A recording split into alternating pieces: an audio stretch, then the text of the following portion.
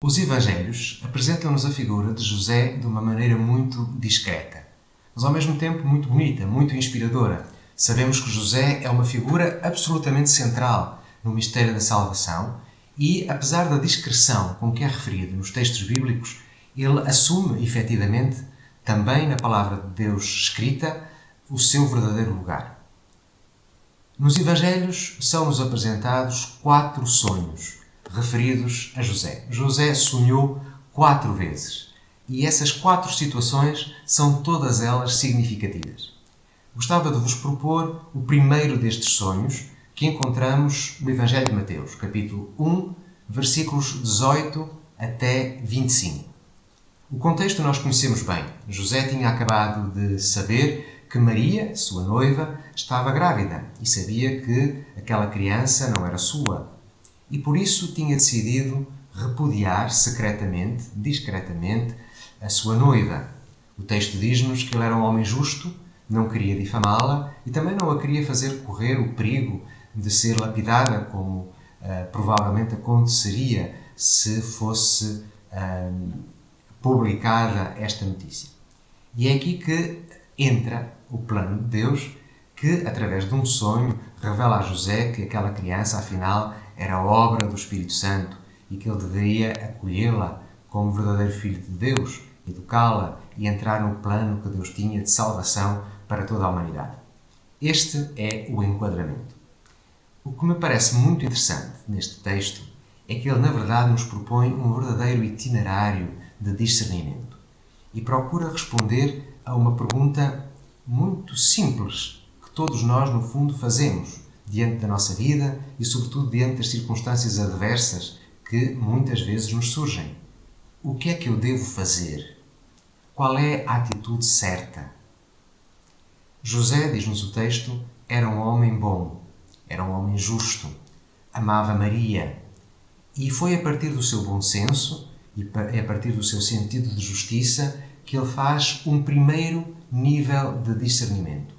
Diante das circunstâncias que se lhe apresentam, José decide afastar-se de Maria. Esta era uma decisão natural, fruto de um discernimento também ele natural, a partir das suas próprias ferramentas, aquelas que tinha ao seu dispor, a partir dos seus próprios recursos, aquilo que ele conseguia ver, aquilo que ele conseguia perceber, os elementos que ele conseguiu reunir para analisar a situação e, a partir daí, tomar uma decisão. E por isso tomou uma decisão certa, humanamente falando. Há depois uma segunda etapa neste processo de discernimento, que é a etapa em que ele deixa entrar Deus. A primeira etapa foi a da abordagem natural.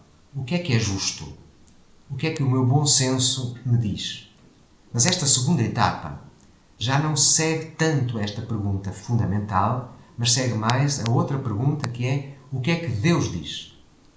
E é então um discernimento mais do que natural, é um discernimento à luz do Espírito, um discernimento em docilidade à voz do Espírito Santo. O texto, usando uma imagética da antiguidade, diz-nos que José sonhou.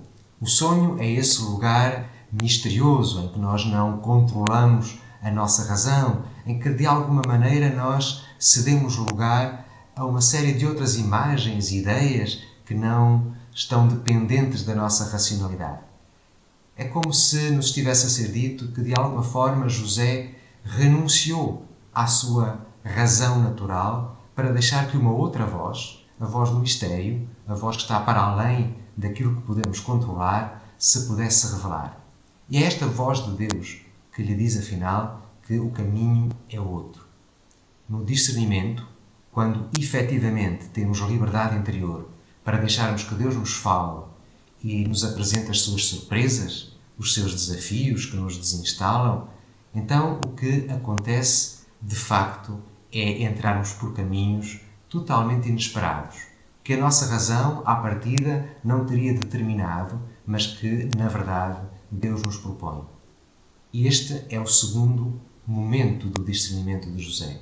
Não já o que é que eu devo fazer a partir da minha razão, mas o que é que Deus me pede. Não é já o que é que é normal fazer, mas é como é que Deus vê esta situação.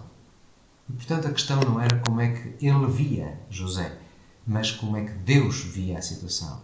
E foi a partir daí que José tomou uma decisão diametralmente oposta. Deus convida-o a dar a esta criança o nome de Jesus. Deus salva, Yoshua. Dar um nome é sempre um ato de posse, de paternidade. E, ao conferir a José este poder, Deus, no fundo, está a partilhar com ele a sua condição de pai. Este menino, que era obra do Espírito Santo, é confiado a José como a um verdadeiro pai.